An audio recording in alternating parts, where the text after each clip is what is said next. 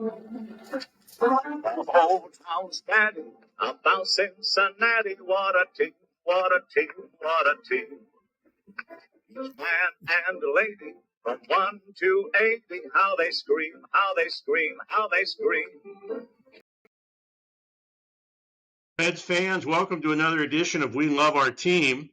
Along with my partner, Randy Freaking, I'm Jack Greiner. Today we are honored to have with us United States Senator Sherrod Brown.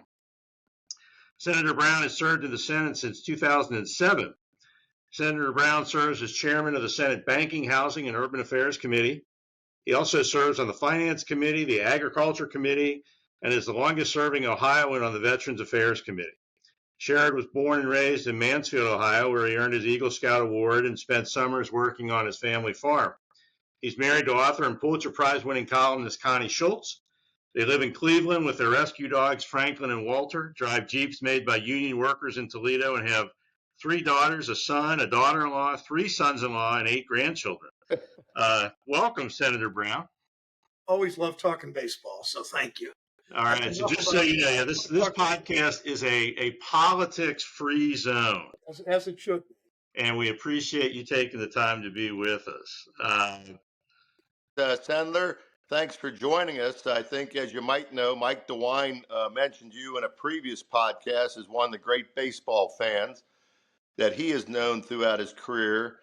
And I know you're more of a Guardians fan than a Reds fan, so this is a little bit of a departure.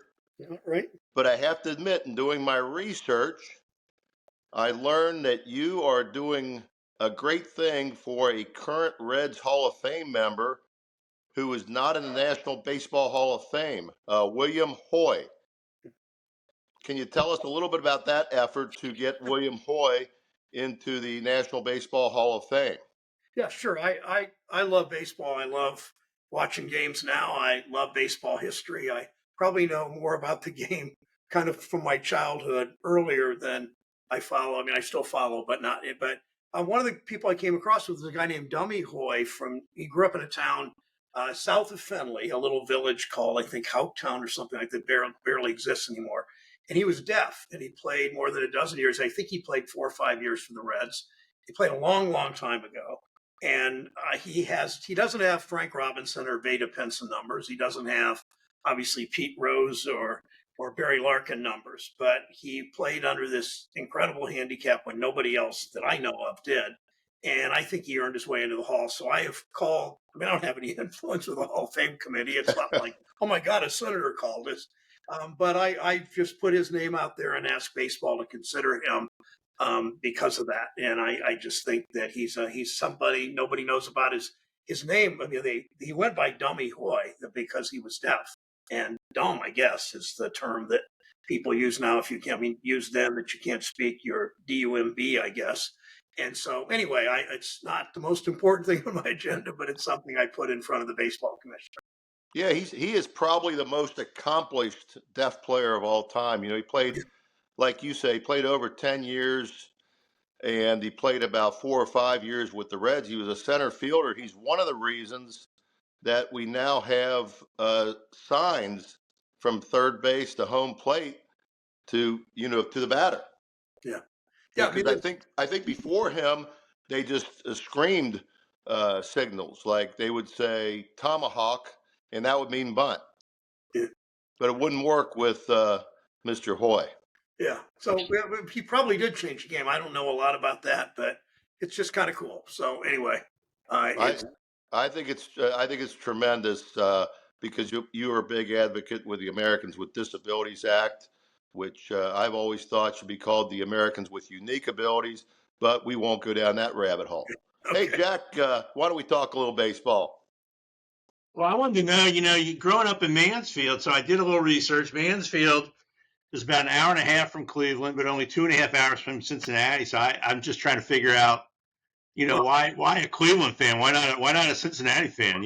First of all, if you can drive from Mansfield to Cincinnati in 2.5 hours, you're going to get arrested most of the time. Nonetheless, I'm not challenging geography. I think it's really what the media market you're in, and the station we got, all the stations. You could get WLW, but the signal wasn't quite as strong. But my parents were. My dad was an Indians fan, And I mean, I grew up in a lot of pain because I'll never forget this, 1954. I didn't remember that year, of course. Cleveland won more games than any team in the major league, set a record for most games won. They didn't make even the postseason, one game until 1995. And I just remember taking and I saw the Reds World Series in the mid 70s, World Series plural, living in Columbus then and being a little bit jealous and going to some Reds games, but never. I mean, you politicians that tell you they're like, oh, I'm a Cubs and a White Sox fan. I'm a Yankee and a Mets fan. I'm an Indians and a Guardians and Reds fans. Don't trust them, first of all. I mean, I like the Reds. I root for the Reds, kind of. I root for them in the postseason unless they play Cleveland. I don't root for them in that stupid term, the Ohio Cup, created by Major League Baseball to sell more tickets. But so I just grew up listening to Cleveland, but anyway, I remember in 1995 taking my daughters, who were then 10 and 12, something like that, to the first in Cleveland baseball Indians playoff, and it was like one of the great moments because they were already fans, and we had gone to games a lot and pretty often, and it was so fun taking my kids to that in Cleveland in the postseason. They got to the World Series that year and lost, and they were kind of overmatched by the Atlanta pitching staff. But I did. You asked that. I did have a neighbor who grew up in Kentucky. I grew up a neighbor in Mansfield, and I remember. I don't know. I was trying to figure out before this call. I must have been. I was a young teenager at that time, and I remember we went to Crosley Field, and the Reds outfield, if I remember, couple, all three of them actually later. Two of them later played for Cleveland. Beta Penson, Frank Robinson, who was traded in the worst deal in baseball history, for God's sake. Frank Robinson for Milt Pappas, right? I mean, what bonehead made a deal? And then Robinson went Brown. Anyway, the Reds ownership has generally been a little better than that.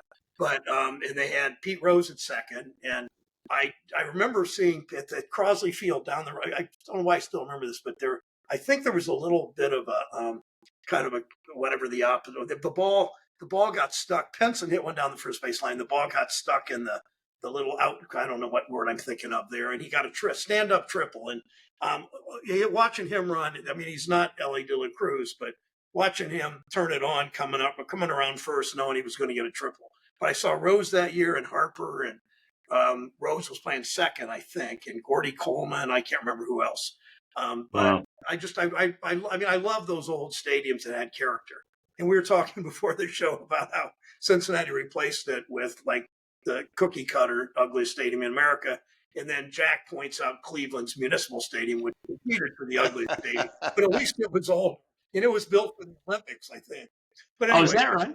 I heard that. I don't probably want to say I just said that on media that you could prove I was wrong. That's what I heard, but I don't know. But the Browns played there too, so it was one of the stadiums that. And I've always known Cincinnati. I think of two cities in America that are really baseball towns more than football towns. And even though I wish Cleveland were more baseball than football, it really isn't. But you guys in St. Louis just strike me as the real baseball towns. And I was talking to Mitch McConnell on the floor one day about, because he's from Kentucky, he seems like he's a Reds fan. And we were just talking about St. Louis was sort of, in those days, was both. I mean, it was sort of, if you were Southerner or Westerner, St. Louis was your team, right? Yeah. There was nothing there. No Atlanta, no LA, no Colorado Rockies. And anyway, so I've always liked the Reds. It's never been my premier team, but I like when they win, except when they play Cleveland. Well, yeah, we appreciate that. We kind of put that same question to Governor DeWine, and he owned up to, yeah, I'm a Reds fan. I'm not going to pretend like I'm a Guardians fan. So yeah, again, politicians. I know a lot of politicians that claim, I'm not going to mention names, but they just act like when the World Series comes, you bet on the World Series. Your team, one senator bets another, and sure. I won't point out. I mean, it really isn't that important, but be who you are, Exactly. So your parents were Indians fans? Yeah, my mom grew up in a town called Mansfield, Georgia. My dad grew up in Mansfield, Ohio. Oh, wow. They met at a soldiers' dance. My dad came back from World War II. My mom was working for what later became the CIA. She was a secretary there. And she comes back to Ohio, and she I never understood. Games weren't as long in those days when I was a little kid. It was about but it was a longer drive to Cleveland because the interstate wasn't entirely finished in that part of the state. But I never understood why my mother didn't like Sunday doubleheaders. She never really let on, but you get in a car with three boys.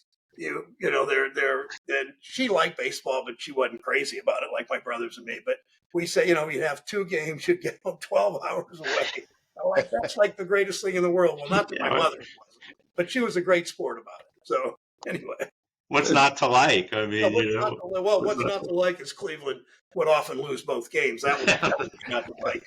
Sherrod, did you play baseball as a child? Yeah, I played Little League. I don't brag about my baseball prowess I played baseball and basketball in high school in Mansfield, but I pitched. I'm sounding a little. I pitched a perfect game in Little League once. 5 innings, 15 up, 15 down. Unfortunately, that was the highlight of my baseball career. I played my daughter with equal prowess. My daughter once in an 8th grade basketball game. I was there sitting in the stands with 15 people. She made 11 out of 12 foul shots in a basketball game in 8th grade. And, it's the same foul line, right? 15 feet or whatever it is. So those were the highlights of the Brown family sports achievements. But I played high school, pretty good at high school baseball. I played with a guy that was just by far the best player ever that I'd ever seen. And he was pitcher. He made it to Double-A. And, if you love baseball, a few times I've gone down. I usually don't sit in the best seats. I just get tickets wherever. But when you go down before a game in the first or second row and just stand there and watch these guys play catch. I've never saw nobody I played with could play catch like that. These guys are so much better, than anybody I ever played with. I mean, how big they are, how strong they are, how hard they throw. So it's just a great game. Well, perfect game's a perfect game. I mean, I don't care if it's 15 up and 15 down or 27 up and 27 down. That's pretty impressive. I when I was in Little League, I played in a perfect game, but the guy pitching and I had gotten in a fight earlier in the week, and he had just beaten the snot out of me, and they put me into left field for the last inning, and somebody hit a fly ball to me, and I'm standing under that fly ball thinking, man, if I miss this, he's gonna kill me. So But you caught it. I did squeeze it. I got two hands and squeezed it, so I didn't get beat up, I guess, I remember a play where this guy had a no-hitter against us. It was probably the 4th inning by then. I still know this guy. In fact, he lived in Cincinnati for a number of years. He's on first, and I hit a ground ball deep short. No way the guy would have thrown me out because it's Little League, right? And I run by the bag, and I look to second. This guy's jogging to second, and they force him out. And I said, "What the?" I probably didn't say what the hell. I said, "What are you doing?" He said, "Well, I didn't want you to get the glory of breaking up the no-hitter." Great. You want a teammate like that, right? That's He and I we were actually friends and continue to be. But anyway. Sherrod, are there other senators or House members that you would regard as huge baseball fans like yourself and like Governor DeWine? Yeah, Tim Kaine from Virginia is a big fan. He's a Kansas City fan, but because he grew up there, represents Virginia. Ed Markey from Massachusetts, except all he can do is talk about the Red Sox, and that gets really tiresome really quickly. I remember when Cleveland was playing, I'm a little off the subject here, when Cleveland was playing, consecutively in those Worlds of the great teams in the 90s when they never won it all because their pitching was a little weak. But they play the Red Sox and the Yankees consecutively. And I always thought Yankee fans were the worst ever. My email address is damn Yankees. That's how much I hate them. And my dad would never take us to a Yankee game because he didn't. We saw every game, every team in the league. It wasn't the expansion then, but he never took us to a Yankee game because he didn't want Mickey Mantle to get 10 cents out of his ticket. That's how much he hated the Yankees. But I found out during those playoffs because my daughters and I went to a couple of games in both places. Over the course of a couple of years. And Red Sox fan can be as obnoxious as Yankee fans because the Red Sox were so bad for so many years. And then, the Yankee fans have always been just what they are, right? So anyway, but I would say those are the two most. Schumer's a pretty big fan. McConnell's a big fan.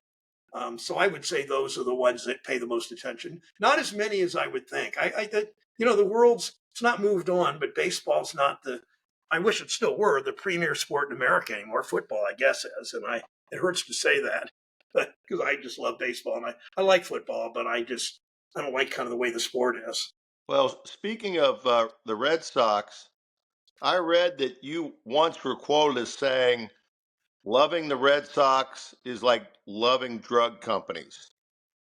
Oh, I Now, do thought I you said admit I'm or kidding. deny that? I think I said, no, I'm not denying. I think I said rooting for the Red Sox is like rooting for the drug companies, but I don't know. Okay. I probably said it differently. I thought I said it about the Yankees. That probably depends on who Cleveland was playing in the playoffs.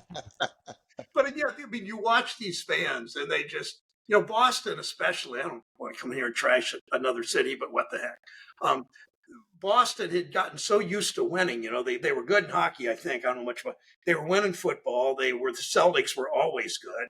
The Boston was the last team to integrate, as you know. Pumpsy Green took 12 or 13 years. I want to talk about Larry Doby for a second. Doby came up with Cleveland, as I think you know, the Hall of Famer, came out of the Negro Leagues, and Doby came up the same year as Jackie Robinson, to much less acclaim. Robinson the year before had played for the minor. He played in the major league system, Montreal team, the Royals, they called it.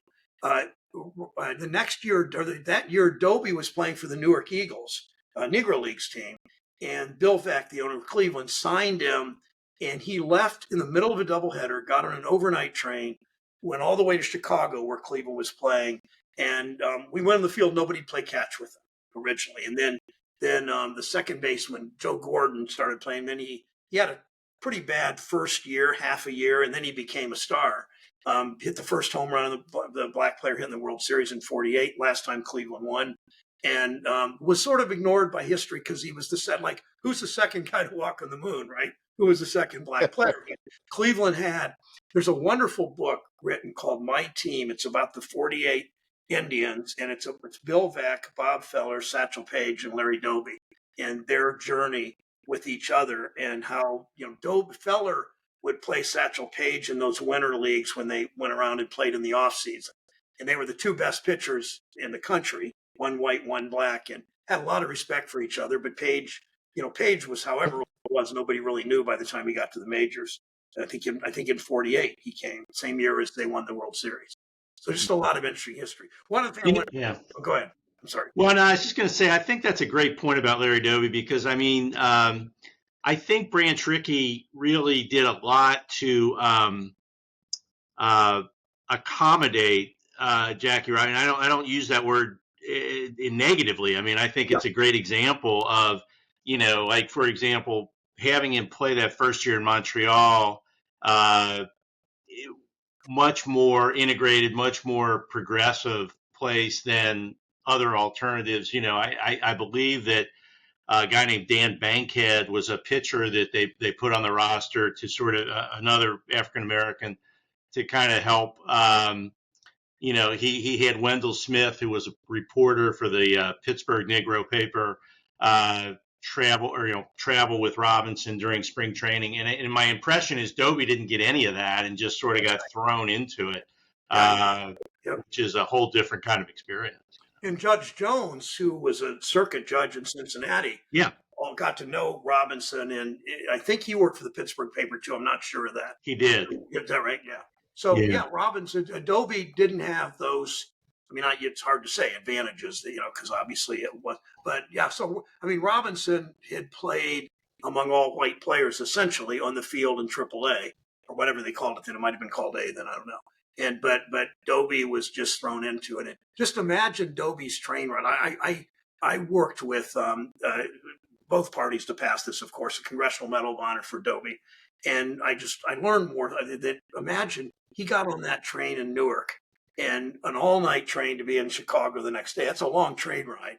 And just what he must have been thinking about as he knows he was going to be the first. But then think about what happened. What this book, My Team, goes into is how all the great black players were in the National League because Doby Veeck sold the team because he was divorced and didn't have the money, and the integration essentially stopped. But think of the players you saw in the Reds all the way into the 1960s, the great black players, Banks and Robinson and Penson and Clemente and Newcomb, and I'm leaving 5 or 6 really good ones out, Campanella, and all these guys that And the National League was just a better league for 15 years. Now it's pretty much because they moved so much. I don't know how you say which team is which league.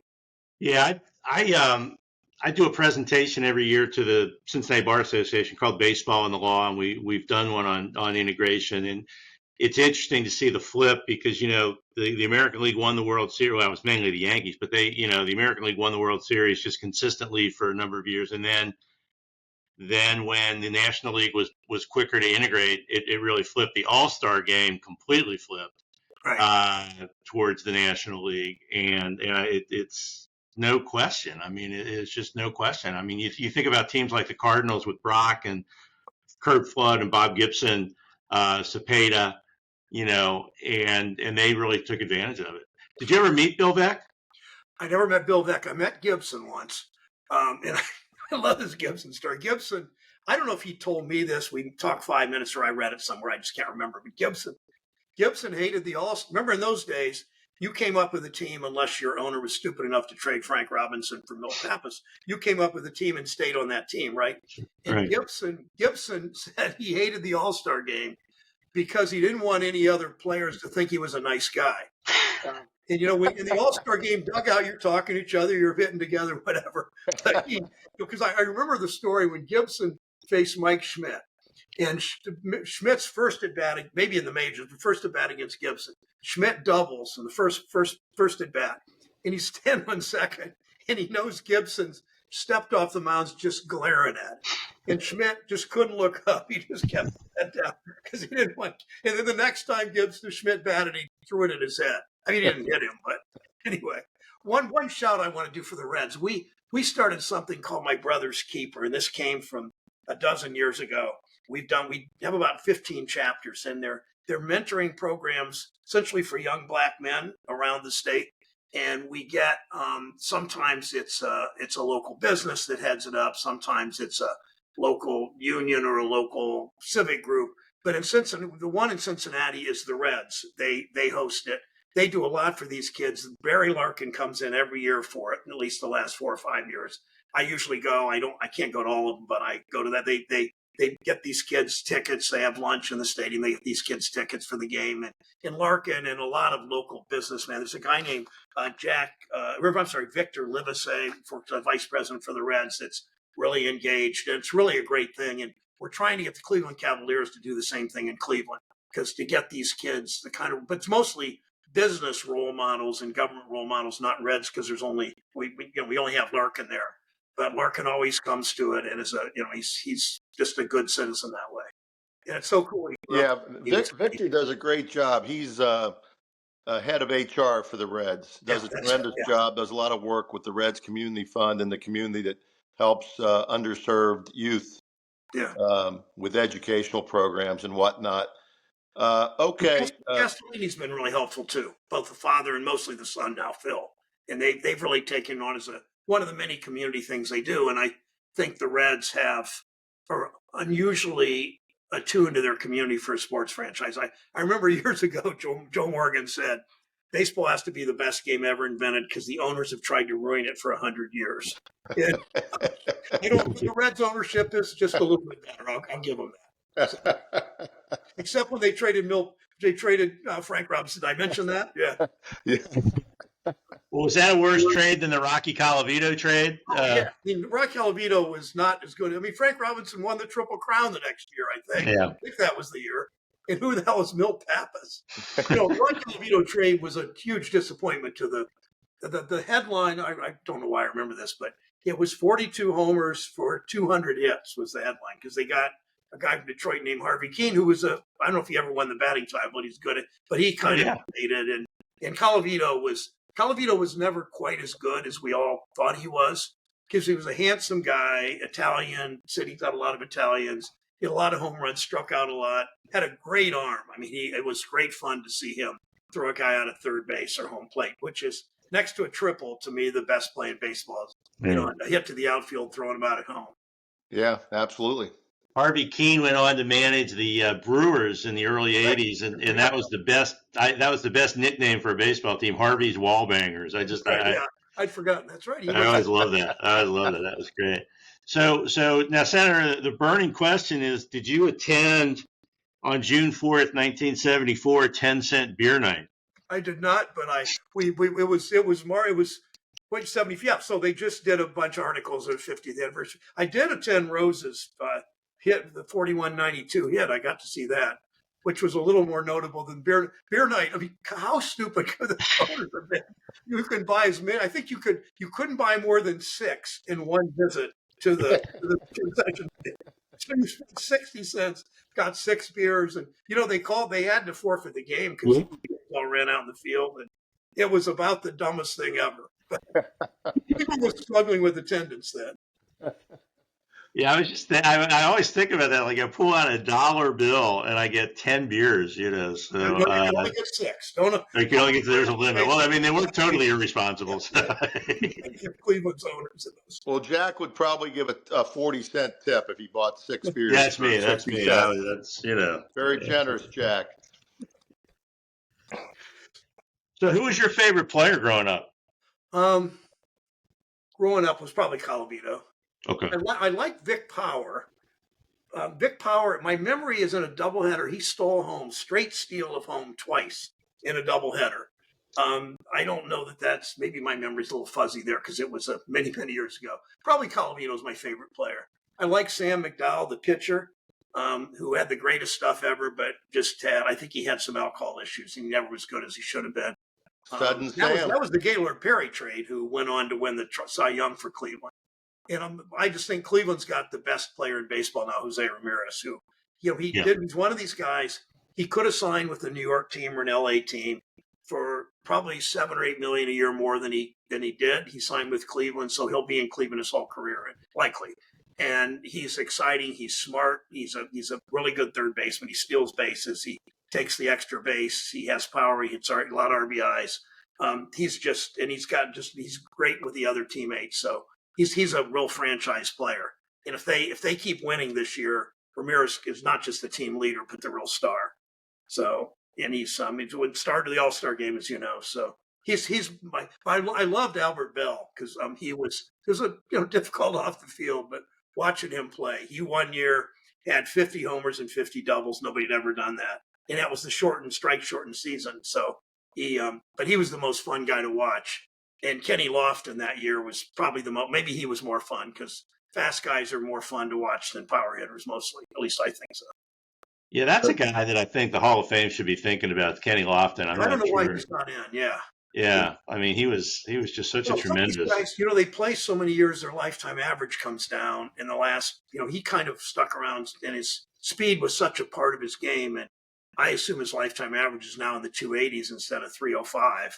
And the Hall probably looks at that, even though it maybe stayed too long. But how do you walk away from it? How do you walk away from the White House? How do you walk away from Yeah. Somebody's dog. I think my dog is getting too excited about Kenny Lofton. I don't know what the deal is. Or he wants you to stop this interview and go pet him. Did you not pet the dog yet? Wow. Man, he's going nuts. That's a setup. I'll tell you, they're both going crazy. Is somebody beating Jack, your why dog? don't we wrap this thing up and let Senator Brown get back to work? And so I'm curious, what help us understand, because I think as Reds fans, we have been in a bit of a drought ourselves. We went to the playoffs in 2010 and 2012, but for a very short amount of time. How do you keep up so you rooted for the Indians through the 60s and the 70s and the 80s. I mean, how do you keep up the enthusiasm as a fan? I mean, how do you do it?